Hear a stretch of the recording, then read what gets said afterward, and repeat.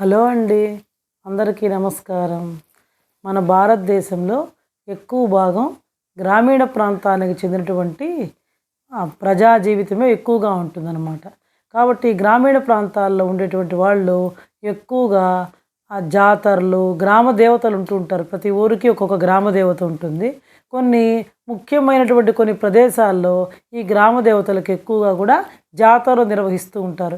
ప్రతి ఊర్లో కూడా నిర్వహిస్తూ ఉంటారు. కానీ కొన్ని ప్రాంతాలలో నిర్వహించేటువంటి జాతర చాలా ప్రసిద్ధిగాంచినటువంటి జాతరలుగా ఉంటాయి. ఇప్పుడు సపోజ్ తిరుపతిలో ఉందనుకోండి, తిరుపతిలో గంగమ్మ జాతర చాలా ప్రసిద్ధిగాంచినటువంటి జాతర. అందరూ కూడా చాలా ఉత్సాహంగా, చాలా వైభవంగా నిర్వహించబడేటువంటిది గంగమ్మ జాతర. మనందరికీ కూడా తెలిసినటువంటి విషయమే. అదేవిధంగా మాకు దగ్గరలో ఉండేటువంటి మాది నెల్లూరు అని చెప్పాను కదండి మీకు ఇంతకు ముందరే చాలాసార్లు. మాకు సమీపంలో ఉండేటువంటి, అంటే ఒకప్పుడు ఉమ్మడి నెల్లూరు జిల్లా, ఇప్పుడు తిరుపతి జిల్లా కిందకు వచ్చింది. వెంకటగిరిలో పోలేరమ్మ జాతర అనేటువంటిది చాలా ప్రసిద్ధిగాంచినటువంటి జాతర అండి. చాలా కాలం, ఇంచుమించు 1700 సంవత్సరం నుంచి కూడా ఇక్కడ ఈ వెంకటగిరిలో ఈ పోలేరమ్మ జాతరని చాలా ఘనంగా నిర్వహిస్తూ వస్తున్నారు. ఆ తర్వాత 1900 నుంచి 1917, 20 ఆ ప్రాంతం నుంచి ఆపకుండా ప్రతి సంవత్సరం కూడా విశిష్ట సాంప్రదాయాలకి వైభవంగా నిలిచేటువంటి పోలేరమ్మ జాతరని ప్రతి సంవత్సరం కూడా నిర్వహించడం ఆనవాయితీగా వస్తుందన్నమాట. ఒకప్పుడేమో ఉమ్మడి నెల్లూరు జిల్లాలో ఉంది, ఇప్పుడు ప్రస్తుతం తిరుపతి జిల్లా కిందకు వచ్చిందండి. ఇంకా ఇక్కడ మాకు దగ్గరలో ఉన్నటువంటి తూర్పు కనుపూరు ముత్యాలమ్మ జాతర, ఇలా కొన్ని జాతరలు జరుగుతూ ఉంటాయి. ఎందుకంటే ప్రతి చోట్ల జాతరలు జరుగుతుంటాయి. మనకు దగ్గరలో ఏ ఉంటాయో అవే కదండి మనకు తెలుస్తాయి. ఇది మాకు సమీపంలో ఉండేటువంటి వెంకటగిరి. ఇంకా వెంకటగిరి అనగానే మీకు అందరికీ కూడా, మనందరికీ కూడా ఒక విషయం గుర్తొస్తుంది. ఏందండి అది? వెంకటగిరి పట్టు చీరలు, వెంకటగిరి నేత చీరలు, కాటన్ చీరలు, జరీ చీరలకు వెంకటగిరిలో చాలా ఫేమస్. అక్కడ స్వయంగా మొగ్గాల మీద నేస్తూ ఉంటారు. ఇంకా వాళ్ళు కూడా ఇప్పుడు కాలానుగుణంగా చాలా మార్పులు చేసుకుంటూ చాలా అధునాతనమైనటువంటి పద్ధతుల్లో చాలా అధునాతనంగా కూడా చీరల్ని అన్ని రకాల ప్రింట్స్ తోటి తయారు చేయడం జరుగుతుందన్నమాట. వెంకటగిరి అనగానే మనకు గుర్తొస్తుంది వెంకటగిరి చీరలు అని చెప్పి ప్రతి షాప్లో కూడా అమ్ముతూ ఉంటారు. ఎందుకో వెంకటగిరి జాతర అనగానే నాకు కూడా అది గుర్తొచ్చింది. మీకు అందరికి కూడా ఒకసారి గుర్తు చేద్దామని చెప్పి చెప్తూ ఉన్నానండి. ఇప్పుడైతే మన ఆంధ్రప్రదేశ్ రాష్ట్రంలోని తిరుపతి జిల్లాలో వెంకటగిరిలో ప్రతి సంవత్సరం కూడా భాద్రపద మాస వినాయక చవితి తర్వాత వచ్చేటువంటి 3వ బుధవారం రోజు ఈ గ్రామస్తులు ఈ పోలేరమ్మ అమ్మవారి యొక్క ఉత్సవాన్ని చాలా వైభవంగా నిర్వహిస్తారనమాట. ఈ వెంకటగిరిలో ఈ పోలేరమ్మ జాతర అనేటువంటిది చాలా వైభవంగా జరుగుతుందండి. చాలా ఎక్కడెక్కడ వాళ్ళు దేశ విదేశాల్లో, అక్కడ స్థానికంగా ఉంటారు కదా ప్రజలు, వాళ్ళందరూ ఎక్కడెక్కడ దేశ విదేశాల్లో ఉన్నా సరే వాళ్ళందరూ కూడా ఈ జాతర సమయంలో వాళ్ళ యొక్క ప్రాంతానికి చేరుకోవడం జరుగుతుందన్నమాట. అయితే ఒక్కసారి మనం ఈ పోలేరమ్మ జాతర యొక్క చరిత్రను కనుక పరిశీలించినట్లయితే ఈ వెంకటగిరి పోలేరమ్మ జాతర పూర్వం రాజుల కాలం నుంచి కూడా కొనసాగుతుందన్నమాట. 1917 సంవత్సరంలో ఈ వెంకటగిరి సంస్థానంలో చాలామంది వెంకటగిరి రాజులు ఉన్నారు కదా, అప్పుడు సంస్థానాధీశులు కదా పరిపాలించేవాళ్ళు. కాబట్టి ఆ 1917 సంవత్సరంలో ఈ వెంకటగిరి అక్కడ సంస్థానంలో ఉండేటువంటి వాళ్ళందరూ కూడా చాలామంది ఈ కలరా, మసూచి వ్యాధులకి ఎక్కువగా బలైపోయారనమాట. ఎక్కువ మంది చనిపోయారనమాట. ప్రజలందరూ కూడా చాలామంది, అప్పటి రాజులు ఆ ప్రజలందరినీ కూడా కాపాడేందుకు ఈ వెంకటగిరి రాజవంశస్థులు ఏం చేశారంటే ఈ కలరా, ఈ మసూజీ వ్యాధులను తగ్గడం కోసం ఒక శీతల యాగాన్ని నిర్వహించారనమాట. అప్పుడు కలరా వ్యాధి అనేటువంటిది తగ్గింది. దానికి గుర్తుగా అప్పటి నుంచి కూడా 1919లో ఈ కలరా వ్యాధి తగ్గిన కారణంగా వెంకటగిరి రాజా వాళ్ళు ఏం చేశారంటే ఘనంగా పోలేరమ్మ జాతరని చాలా వైభవంగా కూడా నిర్వహించారనమాట. ఇంకా అప్పటి నుంచి ప్రతి సంవత్సరం కూడా ఈ పోలేరమ్మ జాతర చాలా వైభవంగా వెంకటగిరిలో నిర్వహించబడుతుందన్నమాట. ఇది పోలేరమ్మ జాతరకు సంబంధించినటువంటి చరిత్ర అనమాట. అయితే ఈ పోలేరమ్మ జాతర అనేటువంటిది 1817 సంవత్సరం నుంచే కూడా ప్రారంభమైందని చెప్పి మనకి కొన్ని చారిత్రక ఆధారాల ద్వారా కూడా మనకి తెలియజేస్తుందన్నమాట. అంటే 1700 నుంచే మనకి ఈ జాతర అంటే 18వ శతాబ్దం నుంచే వేడుకగా ఈ వెంకటగిరిలో ఈ జాతర అనేటువంటిది జరుగుతోందన్నమాట. అయితే ప్రతి సంవత్సరం కూడా భాద్రపద మాసంలో వెంకటగిరి గ్రామస్తులందరూ కూడా అక్కడ ఉన్నటువంటి వాళ్ళందరూ కూడా ఈ జాతరని 5 రోజుల పాటు ఈ ఉత్సవాన్ని నిర్వహిస్తారనమాట. ఈ జాతరని ప్రతి సంవత్సరం కూడా వినాయక చవితి తర్వాత వచ్చేటువంటి మొదటి బుధవారం నాడు అర్ధరాత్రి సమయంలో ఆ ఊళ్ళో ఉన్నటువంటి గ్రామస్తులందరూ కూడా మొదటి చాటింపు వేస్తారట. అలాగే రెండో బుధవారం రోజు కూడా రెండో చాటింపు వేస్తారట. మూడవ బుధవారం గురువారాన్ని అంటే వినాయక చవితి వెళ్ళిన తర్వాత వచ్చేటువంటి మూడవ బుధవారం గురువారాన్ని ఈ గురువారాల్లో ఈ వెంకటగిరి జాతర పోలేరమ్మ జాతర అనేటువంటిది చాలా ఘనంగా నిర్వహిస్తారు. రేపు సెప్టెంబర్ 17వ తేదీనే వెంకటగిరిలో ఈసారి సెప్టెంబర్ 17వ తేదీన వెంకటగిరిలో పోలేరమ్మ జాతరని నిర్వహించడం జరుగుతుందన్నమాట. అయితే ఈ జాతర జరుగుతున్న సమయంలో ఎవరింట్లో కూడా అండి శుభకార్యాలు అనేటువంటివి చేసుకోరన్నమాట.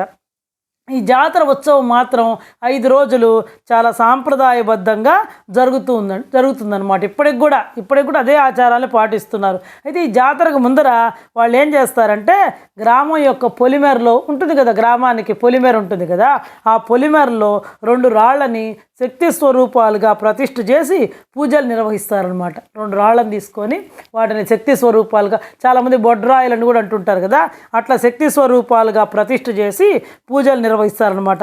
ముందుగా ఇక్కడ అమ్మవారి విగ్రహం ఏంటంటే అండి మట్టితో తయారు చేస్తారు. అది ఈ వెంకటగిరి జాతరలో విశిష్టత ఏంటంటే అమ్మవారి విగ్రహాన్ని మట్టితో తయారు చేసి ఊరేగించి మళ్ళీ ఆ విగ్రహాన్ని నిమజ్జనం చేసేస్తారనమాట.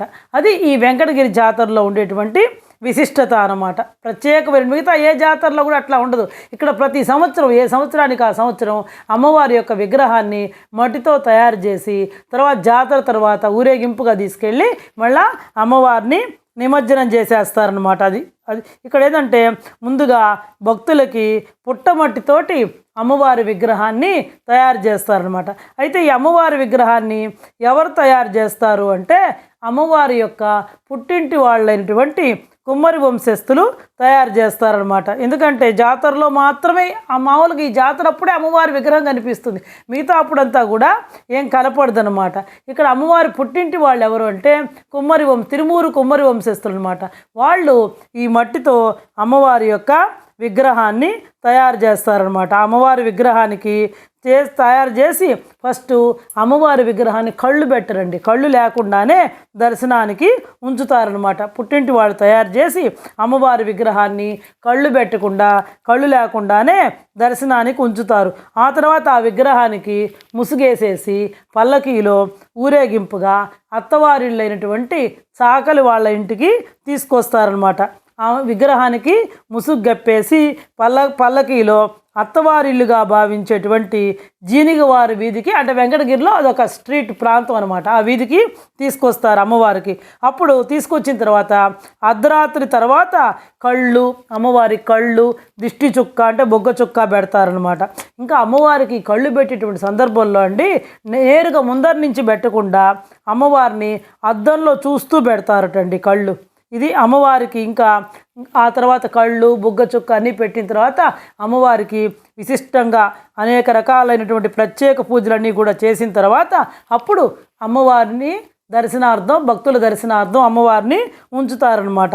ఇంకా అమ్మవారికి పసుపు కుంకుమ దేంతో పూజలు చేస్తారంటే ఆమె గ్రామీణ శక్తి స్వరూపిణి కదా అమ్మవారు, జాతర కదా, కాబట్టి ఆమెకి ఏమని చేస్తారంటే పసుపు కుంకుమలతోటి వేపాకులతోటి ఆమెకి ఎక్కువగా మంటపాలు ఏర్పరిచి దాంతో పూజలు చేస్తారనమాట.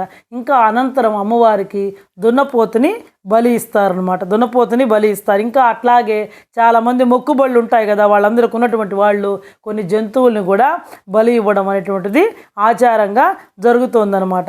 ఇంకా వాళ్ళు ఏంటంటే ఆ గ్రామస్తులు వాళ్ళు నమ్ముతారు, ఇలా చేయడం వల్ల అందరికీ కూడా మంచిది అని చెప్పి ఆ గ్రామంలో ఉండేటువంటి ప్రజలందరూ కూడా నమ్ముతారనమాట. ఇంకా 1919 నుంచి దాని చెప్పినట్టుగా 1919 నుంచి ఈ గ్రామశక్తి పోలేరమ్మ జాతరని అంగరంగ వైభవంగా నిర్వహిస్తూ వస్తున్నారు. అప్పటి నుంచి ఆపకుండా సంవత్సరం పెరుగుతోంది కానీ చాలా వైభవంగా కూడా నిర్వహిస్తూ జరుగుతుందన్నమాట. అప్పటి నుండి ప్రతి సంవత్సరం కూడా లక్షలాది మంది భక్తులు ఈ జాతరలో పార్టిసిపేట్ అనేటువంటిది జరుగుతుంది. చుట్టుపక్కల జిల్లాలైనటువంటి తిరుపతి, నెల్లూరు, ఇంకా ఉంటాయి కదా పక్క రాష్ట్రాలు, తమిళనాడు రాష్ట్రాల నుంచి, కర్ణాటక నుంచి, ఇంకా కొంతమంది దేశ విదేశాల్లో ఉండేటువంటి ఆ ప్రాంత వాసులందరూ కూడా ఈ జాతరలో పార్టిసిపేట్ అనేటువంటిది జరుగుతుంది అన్నమాట.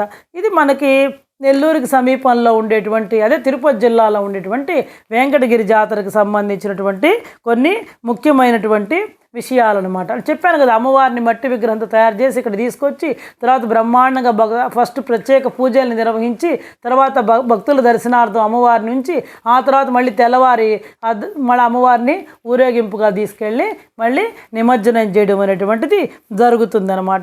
ఇది ఒక ప్రత్యేకమైనటువంటి విషయం. మిగతా నేను ఎక్కడా వినలేదండి ఈ విధంగా కూడా అమ్మవారిని మళ్ళా మట్టితో తయారు చేయడం, నిమజ్జనం చేయడం అనేటువంటిది నేను ఈ వెంకటగిరి జాతరలోనే వినడం అనేటువంటిది జరుగుతుంది. ఇంకా ఈ అమ్మవారికి ఇప్పుడు ఆంధ్రప్రదేశ్ ప్రభుత్వం దీన్ని రాష్ట్ర అధికారిక పండుగగా కూడా గుర్తించడం జరిగింది. కాబట్టి ప్రతి సంవత్సరం కూడా ఈ పోలేరమ్మ జాతరప్పుడు రాష్ట్ర ప్రభుత్వం తరపున అమ్మవారికి పట్టు వస్త్రాలని సమర్పించడం జరుగుతుందన్నమాట. అంతేకాకుండా తిరుపతిలో ఉన్నటువంటి వెంకటేశ్వర స్వామి నుంచి కూడా, తిరుమలేశం నుంచి కూడా ఈ వెంకటగిరి జాతర పోలేరమ్మకి సార అనేటువంటిది, పసుపు కుంకుమలు, చీర, సార అనేటువంటిది పంపడం ఆనవాయితీగా వస్తుందన్నమాట. ఎందుకంటే సమీపంలో ఉంది కదా తిరుపతి సమీపంలోనే కదా వెంకటగిరి ఉండేది. కాబట్టి తిరుమలేశం నుంచి కూడా ఆమెకి పసుపు కుంకుమ సార అనేటువంటిది వస్తుందన్నమాట. ఇంకా సుఖ సంతోషాలని సిద్ధింపజేసేటువంటి జాతర ఈ పోలేరమ్మ జాతర. ఈ పోలేరమ్మ జాతరని దర్శించినంత మాత్రానే ప్రతి ఒక్క భక్తుని యొక్క కష్టసుఖాలు తీరిపోయి వాళ్ళకి సుఖ సంతోషాలు అనేటువంటివి సంప్రాప్తిస్తాయన్నమాట. ఇంకా చూడండి, జాతరలో మాత్రమే ఈ అమ్మవారి యొక్క విగ్రహ దర్శనం అనేటువంటిది ఉంటుందన్నమాట. మిగతా రోజుల్లో శిలాపీఠానికి మాత్రమే పూజలు జరుగుతూ ఉంటాయి. ఈ జాతర అప్పుడు మాత్రమే అమ్మవారి విగ్రహం యొక్క దర్శనం ఉంటుంది. మిగతా రోజుల్లో ఏంటంటే ఆ శిలాపీఠానికి మాత్రమే పూజలు అనేటువంటిది జరుగుతుంటాయి. ఇంకా ఇక్కడ అమ్మవారికి నైవేద్యంగా మొలకలు, సొంటి అన్నము ఇలాంటి వాటిని కూడా పెట్టడం జరుగుతూ ఉంటుందన్నమాట. ప్రత్యేకంగా అమ్మవారికి నైవేద్యంగా మొలకలు ఉంటాయి, నవధాన్యాలతో చేసినటువంటి మొలకలు ఉంటాయి కదా, ఆ మొలకల్ని ఇంకా సొంటితో కలిపినటువంటి అన్నాన్ని ఇట్లా ప్రత్యేకంగా పులిహోరని ఇలాంటి వాటిల్ని దద్దోజనం ఇలాంటివి అమ్మవారికి నైవేద్యంగా కూడా సమర్పించడం అనేటువంటిది జరుగుతుంది అన్నమాట. ఇది మన రాష్ట్ర ప్రభుత్వం కూడా అధికారికంగా ఇందాకనే చెప్పాను ఈ పండుగని నిర్వహిస్తోంది. ఇది వెంకటగిరి పోలేరమ్మ జాతరకు సంబంధించినటువంటి నాకు తెలిసినటువంటి విషయాల్ని క్లుప్తంగా మీకు వివరించడం జరిగింది. దగ్గరుండేటువంటి వాళ్ళు ఎవరైనా సరే ప్రతి ఒక్కళ్ళు కూడా దగ్గరలో ఉండేటువంటి వాళ్ళందరూ కూడా వెంకటగిరి పోలేరమ్మ జాతరని దర్శించి ప్రతి ఒక్కళ్ళు కూడా ఆ అమ్మవారి యొక్క అనుగ్రహాన్ని పొంది ఆ అమ్మవారి యొక్క కరుణా కటాక్షాలన్నీ కూడా మనందరి మీద ఉండాలని కోరుకుంటూ సెలవు తీసుకుంటున్నాను.